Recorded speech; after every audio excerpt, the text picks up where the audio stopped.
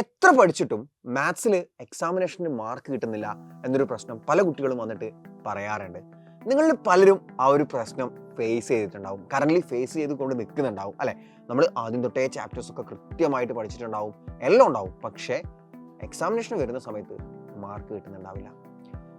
ഞാൻ ചോദിക്കുന്നത് ഒറ്റ കാര്യമാണ്, നിങ്ങൾക്ക് എക്സാമിനേഷൻ എഴുതി തീരാൻ കറക്റ്റായിട്ട് ടൈം കിട്ടാറുണ്ടോ? നിങ്ങളെ ആ 80 മാർക്സിൻ്റെ ക്വസ്റ്റ്യൻ പേപ്പർ, 80 മാർക്സിനാണ് 80 മാർക്ക് എത്രയാണോ ആ ഒരു സെർട്ടൈൻ ടൈമിൻ്റെ ഉള്ളിൽ അത് എഴുതി തീരാനുള്ള സമയം നിങ്ങൾക്ക് കിട്ടാറുണ്ടോ? നിങ്ങൾ എഴുതി തീരാറുണ്ടോ? എഴുതി തീരാറില്ലെങ്കിൽ ഒന്ന് ടൈം മാനേജ്മെൻ്റ് ആണ് ഏറ്റവും വലിയ വിഷയം. ഫസ്റ്റ് തിങ് എന്ന് പറയുന്നത് ടൈം മാനേജ്മെൻ്റ് ആണ്. അത് നമ്മൾ ഫിക്സ് ചെയ്യണം. ഓക്കെ, തൽക്കാലം നമുക്ക് ടൈം മാനേജ്മെൻറ്റിനെ ഒരു സൈഡിലേക്ക് മാറ്റി വെക്കാം. നമുക്ക് ക്വസ്റ്റ്യൻസിന് ആൻസർ കിട്ടാത്ത സിറ്റുവേഷനിലേക്ക് പോവാം അല്ലേ. നമ്മളൊരു ക്വസ്റ്റ്യൻ കാണുന്നു, അത് എഴുതുന്ന സമയത്ത് ആൻസർ നമ്മളത് എവിടെയൊക്കെ കണ്ടിട്ടുണ്ട്, ക്വസ്റ്റ്യൻ ഓർമ്മയുണ്ട് അല്ലെങ്കിൽ എവിടെയോ കണ്ട പരിചയമുണ്ട്, പക്ഷേ ആൻസർ എഴുതാൻ കിട്ടുന്നില്ല, മറന്നുപോയി, എന്താ സംഭവം ഓർമ്മ വരുന്നില്ല. എക്സാം ഹാളിൽ വെച്ചിട്ട് നമ്മൾ കംപ്ലീറ്റ്ലി മറന്നു പോകുന്നൊരു ഫീലിംഗ് വരാം. ഞാൻ ചോദിക്കുന്നത് ഇത്രയേ ഉള്ളൂ, നിങ്ങൾ എല്ലാം പഠിച്ചിട്ടുണ്ട് എന്നാണല്ലോ നിങ്ങൾ പറയുന്നത്. ഞാൻ എല്ലാം പഠിച്ചിട്ടുണ്ട് സാർ, ഞാൻ എല്ലാം കൃത്യമായിട്ട് പഠിക്കുന്നുണ്ട്, പക്ഷേ എനിക്ക് എക്സാമിന് അറ്റൻഡ് ചെയ്യാൻ പറ്റുന്നില്ല. ഓക്കെ, ഞാൻ ഒറ്റ കാര്യം ചോദിച്ചോട്ടെ. ഞാൻ NCERT ടെക്സ്റ്റ് ബുക്ക് റാൻഡംലി എടുത്തിട്ട് നിങ്ങളൊരു ചാപ്റ്റർ ട്രിഗ്നോമെട്രി നിങ്ങൾ മുഴുവൻ പഠിച്ചിട്ടുണ്ടെന്നാണ് നിങ്ങൾ പറയുന്നതെന്ന് വിചാരിക്കാം. ഞാൻ NCERT ടെക്സ്റ്റ് ബുക്ക് എടുത്ത് ട്രിഗ്നോമെട്രിയിലെ ഒരു ക്വസ്റ്റ്യൻ നിങ്ങൾക്ക് ഇപ്പോൾ തന്നാൽ നിങ്ങൾ എഴുതി കാണിക്കുമോ? നിങ്ങൾക്ക് ആൻസർ എഴുതി കാണിക്കാൻ പറ്റുമോ? പറ്റുമെങ്കിൽ മാത്രമേ നിങ്ങൾ ആ ചാപ്റ്റർ പഠിച്ചിട്ടുണ്ട് എന്ന് നമുക്ക് പറയാൻ പറ്റുള്ളൂ. അല്ലെങ്കിൽ നിങ്ങൾ ആ ചാപ്റ്റർ തുറന്ന് ഇരുന്നിട്ടുണ്ടാവും, നിങ്ങൾ അതിലൊരു ക്വസ്റ്റ്യൻ ചുമ്മാ ആൻസർ എവിടെയും നോക്കിയിട്ട് എഴുതി നോക്കിയിട്ടുണ്ടാവും, അല്ലെങ്കിൽ ജസ്റ്റ് ഒന്ന് വായിച്ചു നോക്കിയിട്ടുണ്ടാവും സൊല്യൂഷൻ. അല്ലാതെ നിങ്ങളത് പഠിച്ചിട്ടില്ല.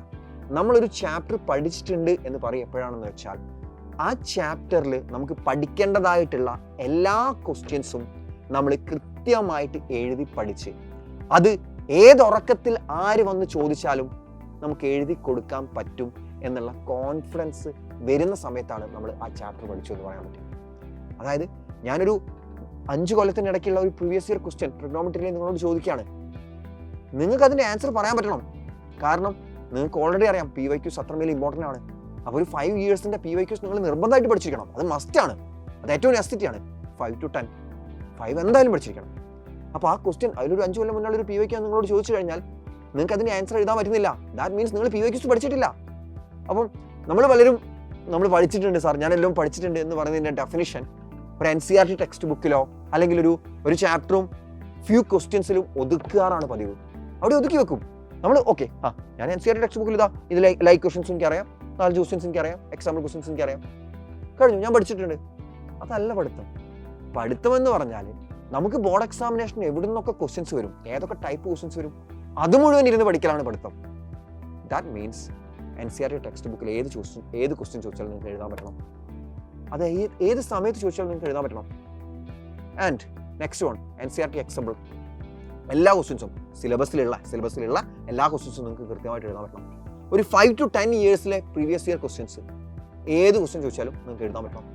അതൊക്കെ നിങ്ങൾ ഇരുന്ന് പ്രാക്ടീസ് ചെയ്ത് പഠിച്ചോളണം.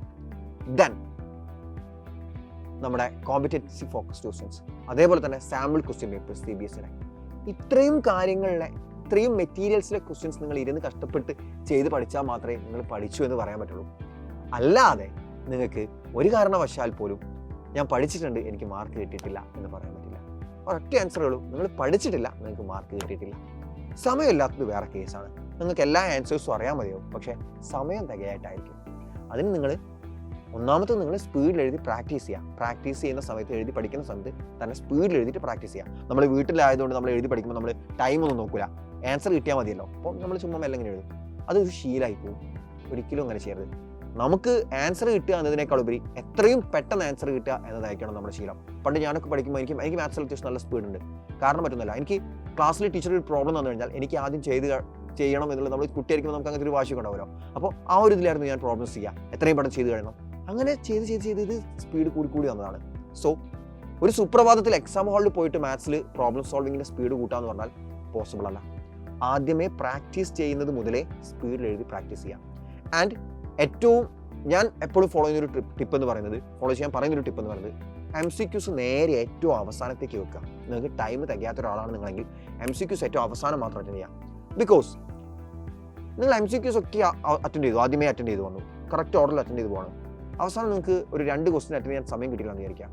നിങ്ങൾക്ക് 2x4 case study questions 8 mark questions പോയി, 8 മാർക്ക് പോയി, ടോട്ടൽ 8 മാർക്കാണ് പോവുക. എന്നാൽ MCQs നിങ്ങൾ അവസാനമാണ് അറ്റൻഡ് ചെയ്യുന്നതെന്ന് വെച്ചാൽ 2 ക്വസ്റ്റ്യൻ നിങ്ങൾക്ക് അറ്റൻഡ് ചെയ്യാൻ സമയം കിട്ടില്ല, നിങ്ങൾക്ക് 2 മാർക്കേ പോകുള്ളൂ, 2 മാർക്ക് മാത്രമേ നിങ്ങൾക്ക് പോകുള്ളൂ. മനസ്സിലായോ ഡിഫറൻസ്? സോ MCQs അവസാനത്തേക്ക് മാറ്റി വെക്കുക. കാരണം 20 ക്വസ്റ്റ്യൻസ് അറ്റൻഡ് ചെയ്താൽ 20 മാർക്കേ നമുക്ക് കിട്ടുള്ളൂ. അറ്റ് സെയിം ടൈം ബാക്കിയുള്ള ക്വസ്റ്റ്യൻസ് അറ്റൻഡ് ചെയ്ത് കഴിഞ്ഞാൽ ബാക്കി 60 മാർക്ക് നമുക്ക് കിട്ടും. ആലോചിച്ച് നോക്കുക ആ ഒരു ഡിഫറൻസ്. സോ MCQs അവസാനത്തേക്ക് മാറ്റി വെക്കാം. അപ്പോൾ ഇതാണ് ടൈം കിട്ടാത്തവർക്കുള്ള ഒരു മെയിൻ നിർദ്ദേശങ്ങൾ അല്ലെങ്കിൽ ടിപ്സ് എന്ന് പറയുന്നത്. ബാക്കിയുള്ളവരോട് പറയാനുള്ളത് കൃത്യമായിട്ട് നിങ്ങൾ പഠിക്കണം. പഠിക്കാത്തതിൻ്റെ തന്നെ വിഷയമാണ്. ഓൾറെഡി പഠിച്ചിട്ടുണ്ട് എന്ന നിങ്ങളെ വിചാരം, അതാണ് പ്രശ്നം. നിങ്ങൾ പഠിച്ചിട്ടില്ല എന്നതാണ് സത്യാവസ്ഥ. നിങ്ങൾ പ്രിപ്പയർ ചെയ്തത് ഇനഫ് അല്ല എന്നത് മാത്രമാണ് നിങ്ങളുടെ മാർക്ക് കുറയുന്നതിൻ്റെ മെയിൻ റീസൺ. അതേപോലെ PYQs, സാമ്പിൾ ക്വസ്റ്റ്യൻ പേപ്പേഴ്സ്, NCERTയിലെ മെയിൻ പോയിന്റ്സ്, മെയിൻ ക്വസ്റ്റ്യൻസ്, ഇതെല്ലാം പല പല പല ഇടത്തായിട്ടായിരിക്കും ഉണ്ടാവുക. അപ്പം PYQs ആണെങ്കിൽ CBSEയുടെ വെബ്സൈറ്റിൽ കയറി ഡൗൺലോഡ് ചെയ്യണം, സാമ്പിൾ ക്വസ്റ്റ്യൻ പേപ്പർ ആണെങ്കിൽ വെബ്സൈറ്റ് വേറൊരു സ്ഥലത്തായിരിക്കും ഉണ്ടാവുക. അങ്ങനെ എല്ലാം പല പല സ്ഥലത്താണ്. NCERT എക്സ്പ്ലോർ വേറെയാണ്. അപ്പം ഇതിൽ മെയിൻലി എല്ലാം നമുക്കിങ്ങനെ എല്ലാ സ്ഥലത്തും പോയിട്ട് നമുക്ക് പഠിക്കാൻ പറ്റിക്കോണമെന്നില്ല. അപ്പം നമുക്കൊരു സാധനത്തിൽ മാത്രം ഫോക്കസ് ചെയ്ത് പഠിക്കണം എന്നാണെങ്കിൽ ഏറ്റവും ബെസ്റ്റ് ഓപ്ഷൻ സൈലത്തിൻ്റെ മാത്സിൻ്റെ ഗൈഡാണ്. സൈലത്തിൻ്റെ മാത്സിൻ്റെ ഗൈഡിൽ ഒരു 10-12 കൊല്ലത്തെ PYQs ഉണ്ട്. മിനിമം 10-12 കൊല്ലത്തെ PYQs ഉണ്ടാവും. അതോടൊപ്പം സാമ്പിൾ ക്വസ്റ്റ്യൻ പേപ്പേഴ്സിൽ ഇമ്പോർട്ടൻ്റ് ആയിട്ടുള്ള ക്വസ്റ്റ്യൻസ് ഉണ്ടാവും. ആൻഡ് എല്ലാ ചാപ്റ്റേഴ്സിൻ്റെയും വളരെ വളരെ ഇമ്പോർട്ടൻ്റ് ആയിട്ടുള്ള എല്ലാ പോയിന്റ്സും NCERT ടെക്സ്റ്റ് ബുക്കിലുള്ള പോയിന്റ്സ് മാത്രം നമ്മൾ പഠിച്ചാൽ പോരാ. എക്സ്ട്രാ ആയിട്ട് ഒരുപാട് ഇക്വേഷൻസും കാര്യങ്ങളും പഠിക്കേണ്ടി വരും. നമുക്ക് CBSE ബാച്ചിലുള്ള കുട്ടികൾക്കറിയാം. നമ്മൾ പോളിനോമിയൽസിൽ ആൽഫ സ്ക്വയർ പ്ലസ് ബീറ്റ സ്ക്വയറിൻ്റെ ഇക്വേഷൻ പോളിനോമിയൽസ് നമ്മൾ പഠിക്കുന്നില്ല ചാപ്റ്ററിൽ. നമ്മൾ എക്സ്ട്രാ ആയിട്ട് പഠിപ്പിക്കുന്നതാണത്. കാരണം ബോർഡ് എക്സാമിനേഷനിൽ അങ്ങനത്തെ ക്വസ്റ്റ്യൻസ് വരാറുണ്ട്. Alpha cube plus beta cube അത് ടെക്സ്റ്റ് ബുക്കിലില്ല, നമ്മൾ എക്സ്ട്രാ ആയിട്ട് പഠിപ്പിക്കുന്ന ഇക്വേഷനാണത്. കാരണം അത് ബോർഡ് എക്സാമിനേഷൻ ചോദിക്കുന്ന ക്വസ്റ്റ്യൻ. അപ്പോൾ NCERT ടെക്സ്റ്റ് ബുക്കിലുള്ള ഇക്വേഷൻസും പോയിന്റ്സും മാത്രം പഠിച്ചാൽ പോരാ, അതിനേക്കാൾ കൂടുതൽ കാര്യങ്ങൾ നമ്മൾ പഠിച്ചിരിക്കണം ഈസി ആയിട്ട് ക്വസ്റ്റ്യൻസ് അറ്റൻഡ് ചെയ്യണമെങ്കിൽ, അല്ലേ?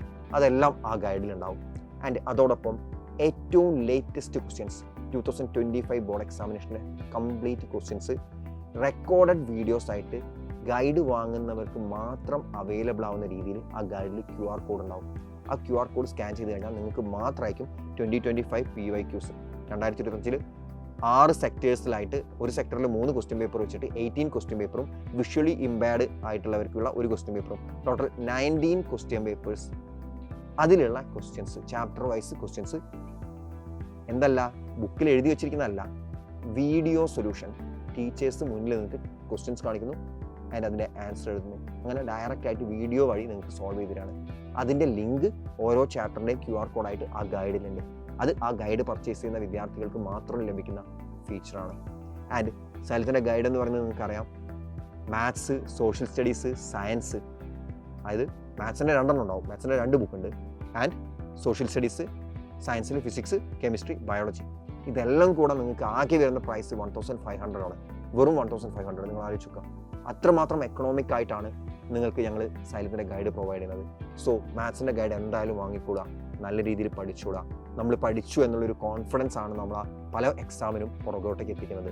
നമ്മൾ പഠിച്ചിട്ടില്ല എന്ന് തന്നെ വിചാരിക്കാം. മാക്സിമം ക്വസ്റ്റ്യൻസ് പ്രാക്ടീസ് ചെയ്യുക, നല്ല രീതിയിൽ പഠിച്ചിട്ട് ഏറ്റവും മികച്ച മാർക്കിലേക്ക് മക്കളെല്ലാവരും എത്തിച്ചേരുക. All the best.